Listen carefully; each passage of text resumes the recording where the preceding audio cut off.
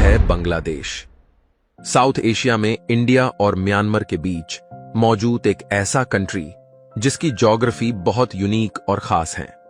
आजकल हर तरफ बांग्लादेश का चर्चा है और इसकी वजह वहां पर हाल ही में होने वाली बहुत सी पॉलिटिकल चेंजेस हैं। मगर बहुत कम लोग ये जानते हैं कि बांग्लादेश का असल चर्चा जिस चीज के वजह से होनी चाहिए वो उसकी ज्योग्राफी है। अगर मैं ये कहूं कि बांग्लादेश दुनिया के उन चंद कंट्रीज में आता है जिन्हें कुदरत की तरफ से एक लिटरली ब्लेस्ड ज्योग्राफी मिली है तो गलत नहीं होगा, लेकिन यही ज्योग्राफी जहां बांग्लादेश को बहुत खास बनाती है वहीं उसके लिए बहुत सी प्रॉब्लम्स भी क्रिएट करती है। बांग्लादेश की लोकेशन उसे जियोपॉलिटिकली बहुत इंपॉर्टेंट बना देती है क्योंकि साउथ ईस्ट एशिया में चाइना और इंडिया के बीच पावर स्ट्रगल को बैलेंस करने वाला मेन प्लेयर बांग्लादेश ही है। बांग्लादेश के पास दुनिया की सबसे फर्टाइल जमीन है क्योंकि यहाँ पर गंगा और ब्रह्मपुत्र रिवर्स साउथ एशिया के दो बड़े दरिया आकर मिलते हैं। बांग्लादेश को लैंड ऑफ रिवर्स भी कहा जाता है और दुनिया का सबसे बड़ा रिवर डेल्टा बनाते हैं और यही दरिया फिर आगे बे ऑफ बंगाल में जाकर गिरते हैं। बांग्लादेश के पास दुनिया का सबसे लंबा इंटरप्टेड बीच भी है जिसे कोक्स बाजार बीच कहते हैं। इन दरियाओं के साथ आने वाले मिनरल्स की वजह से यहाँ के मिट्टी एग्रीकल्चर के लिए पूरी दुनिया में सबसे ज्यादा फर्टाइल है। ये फर्टाइल जमीन 700 से भी ज्यादा दरिया और समुंदर को एक्सेस, यही वो चीजें थीं जिसके वजह से बंगाल का ये सारा एरिया हमेशा से इंडिया का सबसे अमीर क्षेत्र रहा है। यूरोपियंस के यहाँ आने से पहले 15वीं सदी तक बंगाल सिल्क, कॉटन और हैंडीक्राफ्ट आइटम्स का सबसे बड़ा एक्सपोर्टर था। बंगाल की टेक्सटाइल इंडस्ट्री पूरी दुनिया में मशहूर थी और एशिया से एक्सपोर्ट होने वाला 80% सिल्क बंगाल से ही सिल्क रूट के जरिए सेंट्रल एशिया और यूरोप तक ज्यादा था। 16th सेंचुरी में जब पोर्चुगीज एक्सप्लोरर पहली बार यहां आए तो यहां की खुशहाली देखकर वो तंग रह गए। यहां की हैंडलूम इंडस्ट्री, आर्ट, एग्रीकल्चर, इतने रिसोर्सेज और इंडस्ट्री तो उस वक्त यूरोप में भी कहीं नहीं थी। पोर्चुगीज भाव गए थे कि उन्होंने सोने की चिड़ियां डिस्कवर कर ली है। बांग्लादेश एक बहुत ही स्ट्रेटेजिक पोजीशन पर था। बांग्लादेश साउथ एशिया और साउथ ईस्ट एशिया के दरमियान एक नेचुरल लिंक है।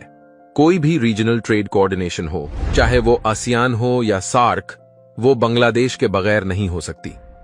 सबसे बढ़कर बांग्लादेश इंडिया और चाइना दोनों के लिए बहुत ही इंपॉर्टेंट है और उसकी वजह यह है कि इंडिया की सबसे बड़ी जियोग्राफिकल वीकनेस ये सिलीगुड़ी कॉरिडोर है जिससे चिकन नेक भी कहा जाता है। ये बांग्लादेश और नेपाल के बीच सिर्फ 24 मील चौड़ा रास्ता है जिसके इंडिया अपनी 7 नॉर्थ ईस्टर्न स्टेट्स के साथ कनेक्टेड है जिन्हें 7 सिस्टर्स भी कहा जाता है। इन स्टेट्स में असम, मणिपुर, मेघालय, मिजोरम, नागालैंड, त्रिपुरा और अरुणाचल प्रदेश शामिल है। अब चाइना अरुणाचल प्रदेश पर अपना क्लेम करता है मगर यह स्टेट इंडियन कंट्रोल में है।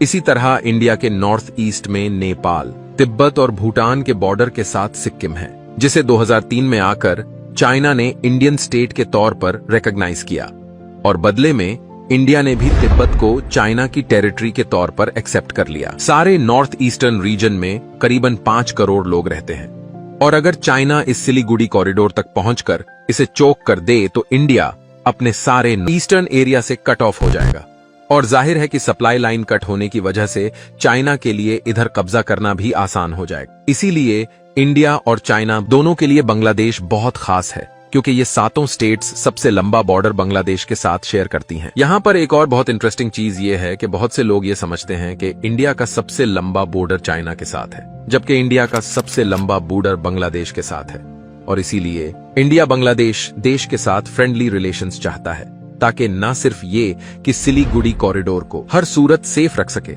बल्कि उसकी साउथ ईस्ट एशिया और अपनी नॉर्दर्न स्टेट्स के साथ भी स्मूथ कनेक्टिविटी हो। यहीं पर अगर हम बांग्लादेश की ज्योग्राफिक फीचर्स पर वापस आएं तो जैसा कि हम पहले भी डिस्कस कर चुके हैं कि बांग्लादेश का सबसे बड़ा रिसोर्स उसके ये दरिया है। जहां बाकी सारी दुनिया पानी की कमी का शिकार है वही बांग्लादेश के पास बहुत पानी है, बल्कि जरूरत से कुछ ज्यादा ही पानी है।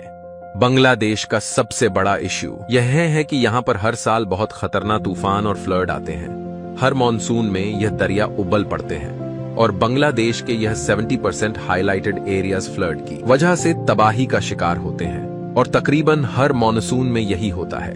इसकी वजह यह है कि साउथ एशिया में मॉनसून विंड्स ओरिजिनेट ही बे ऑफ बंगाल और अरेबियन सी से होती हैं। क्योंकि बांग्लादेश बे ऑफ बंगाल के बिल्कुल साथ है तो सबसे ज्यादा बारिश भी इधर ही होती है। बट स्टिल जिस तरह की फर्टाइल जमीन और समुंदर की एक्सेस बांग्लादेश के पास है, अगर बांग्लादेश को एक कमिटेड लीडरशिप मिल जाए तो इस कंट्री की तकदीर बदल सकती है। फिलहाल तो सारी दुनिया का फोकस बांग्लादेश में आने वाली नई सरकार होगा, वो ही साउथ ईस्ट एशिया का पावर बैलेंस डिसाइड करेगी। और वीडियो के एंड में हम चाहेंगे कि बांग्लादेश के हालात जल्द से जल्द ठीक हों और वो अपने अनटैप्ड पोटेंशियल से भरपूर फायदा उठाए। ये हैं वीडियो इंटरेस्टिंग लगे तो चैनल सब्सक्राइब करें और लेटेस्ट अपडेट के लिए बेल आइकन दबाए। अपना ख्याल रखें।